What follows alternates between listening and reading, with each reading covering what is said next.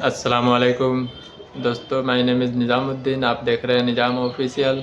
मोहम्मद सब के लिए पार्ट 2 आ चुका है, देखिए आप लोग। अस्सलाम वालेकुम दोस्तों, कैसे हो?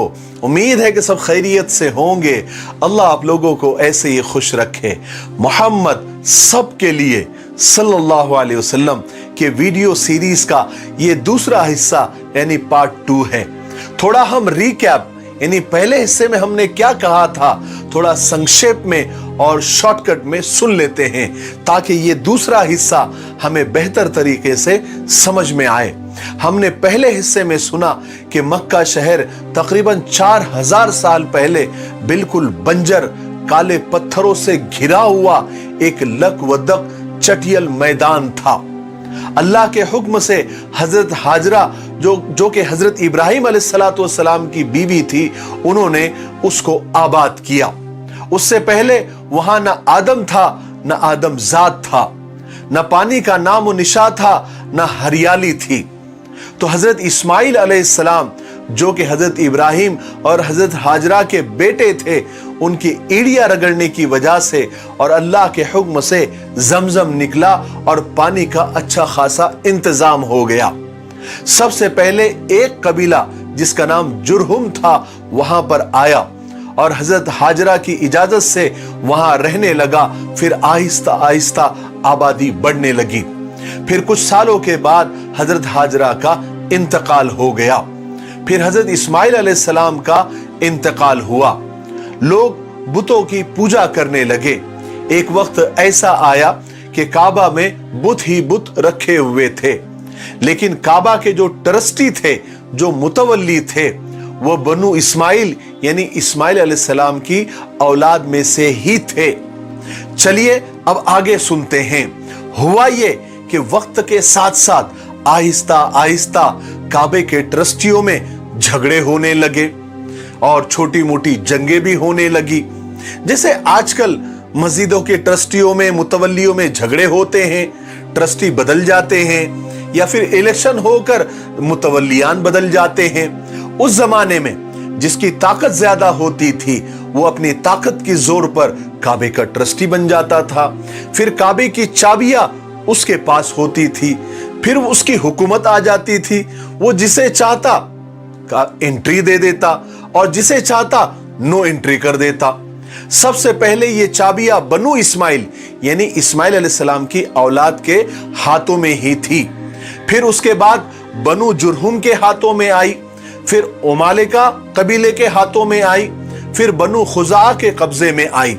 ये सब कबीलों के नाम हैं। इन सब के तर्जुमों में या उसके मीनिंग में आप न पढ़ें। फिर बैतुल्ला यानी काबे की अलग अलग खिदमतों का, सेवाओं का डिपार्टमेंट बना। जैसे आजकल मंत्रालय बनते हैं ना, हर अलग अलग काम के, हर काम के अलग अलग मंत्रालय, अलग अलग मनसब थे। जिसको जो भी खिदमत या डिपार्टमेंट या मंत्रालय मिलता वो खुद को बड़ा खुशनसीब समझता।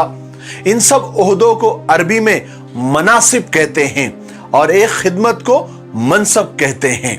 इन सब खिदमत में एक बहुत बड़ा डिपार्टमेंट जिसको अरबी में मनसबे सिकाया यानी पानी पिलाने की खिदमत, जिसको आजकल की जबान में जल विभाग या पानी पुरवठा भी कह सकते हैं, जिसकी जिम्मेदारी होती थी कि हाजियों के लिए ठंडे पानी का इंतजाम करना।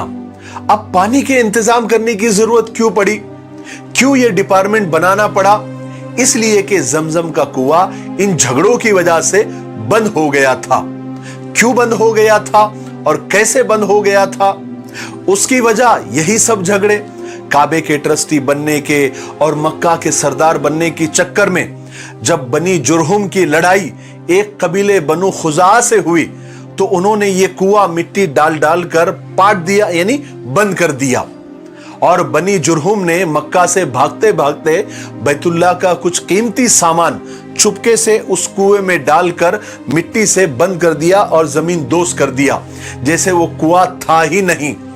उसके बाद मक्का में पानी की बड़ी मुश्किल हो गई, इसलिए लोगों को मक्का के बाहर से पानी लाना पड़ता था और जब हाजी आते थे तो पानी की जरूरत पड़ती थी।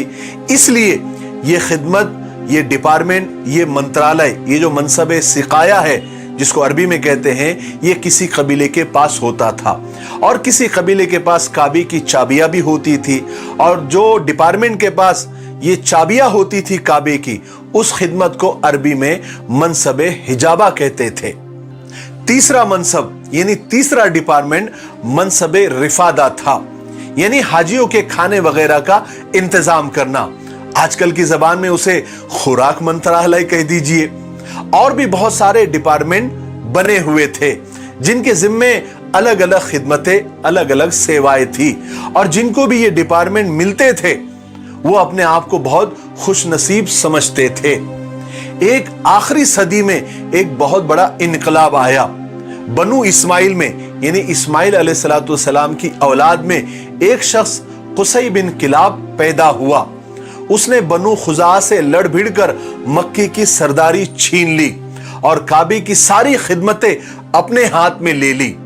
कुसै बिन किलाब ने मक्का को खूब तरक्की दी और तरक्की के काम किए। सबसे पहले और सबसे बड़ा काम उसने ये किया कि एक बड़ी इमारत, यानी एक बिल्डिंग कह लीजिए, बनवाई, जिसका नाम दारुन नदवा रखा। इससे पहले मक्का में कोई पक्की इमारत नहीं थी, सब खीमों में और तंबू में रहा करते थे। कुसै बिन किलाब ने ये इमारत इसलिए बनवाई कि इसमें मक्का के सरदारों की मजलिसें, मशवरे हुआ करें, जैसे आजकल हर सूबे में असेंबली और मंत्रालय हुआ करते हैं, जहां सिर्फ मंत्री बैठते हैं। उसके बाद कुसै बिन किलाब ने दूसरे लोगों को भी पक्के मकान बनाने की इजाजत दी और लोग पक्के मकान बनाने लगे। और तीसरा बड़ा काम जो कुसै बिन किलाब ने किया कि अभी तक जो हाजी मक्का में आते थे वो अपने पैसों से खाना खाते थे।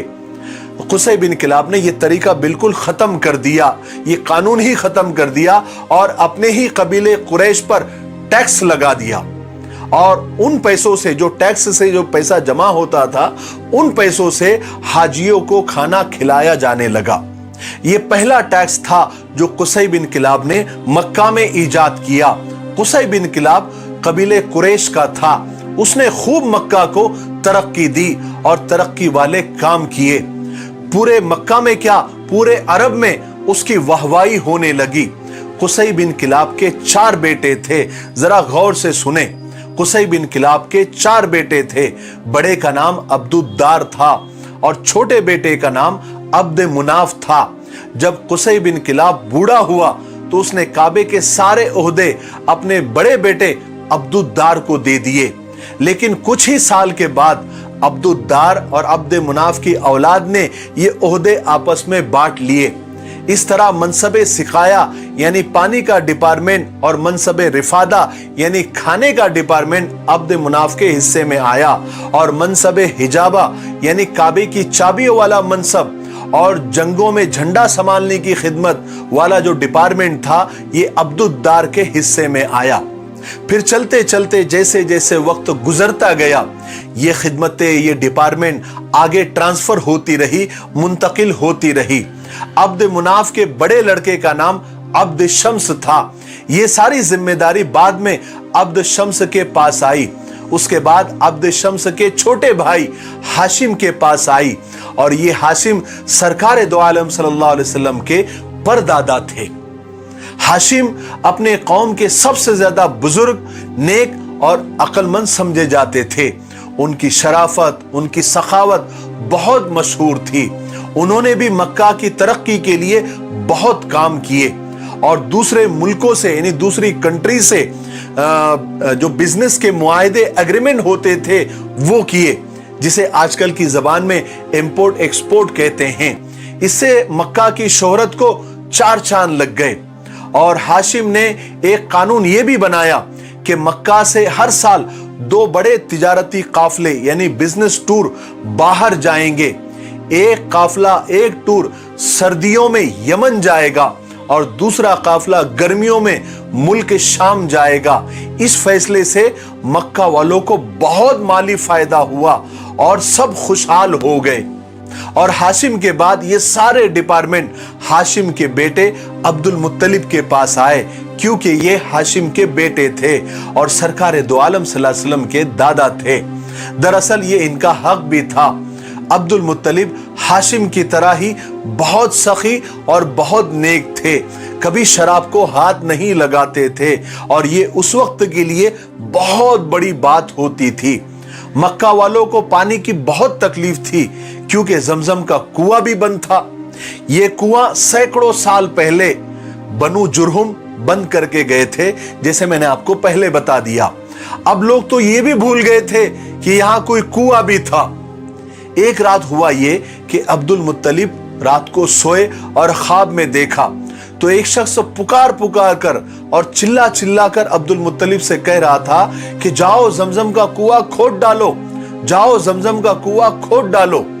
तो अब्दुल मुत्तलिब ने ताज्जुब के साथ ख्वाब में ही उस पुकारने वाले शख्स से पूछा कि ये जमजम क्या है। तो उसने बताया कि एक कुआं है और वो फलाने जगह पर है, तुम सुबह उठकर वहां पर जाओ, वहां तुमको एक कौवा ठोंगे मारता हुआ नजर आएगा। और उसके बाद अब्दुल मुत्तलिब की आंख खुल गई।